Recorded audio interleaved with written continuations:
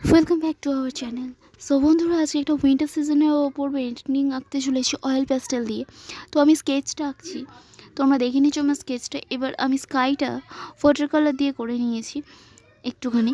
তো পরপর step by step তোমরা দেখতে পাবে। সো পুরো ভিডিওটা দেখো, আর যদি ভিডিওটা ভালো লাগে থাকে তাহলে প্লিজ একটা লাইক আর সাবস্ক্রাইবটা করে দিও আমার চ্যানেলটাকে।